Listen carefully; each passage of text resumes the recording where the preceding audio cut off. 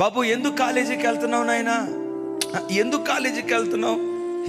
ఎందుకు వెళ్ళేది ఏముందన్నా, వెళ్ళకపోతే మా అమ్మ కొట్టదు, మా నాన్న తిట్టడు, మా అమ్మ బెత్తానికి పని చెప్పదు, ఎవరో బెత్తానికి పని చెప్తారు, ఎవరో తిడతారని ఎవరి కంటి తుడుపు కోసం నువ్వు వెళ్తే జీవితంలో ఏమీ సాధించలేవు, చివరికి బ్రతుకు నాశనమైపోతుందని వాక్యం ఉంటుంది.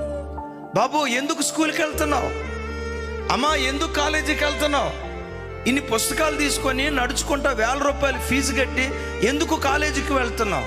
నీ నోట్ నుంచి రావాల్సిన మాట, మా నాన్న 4th క్లాస్ ఎంప్లాయ్. ఆ నాన్న కడుపును పుట్టిన నేను ఏ రోజుకైనా నా ప్రభు ఆశీర్వాదాన్ని పొంది గజిటెడ్ ఆఫీసర్గా మార్చబడాలి.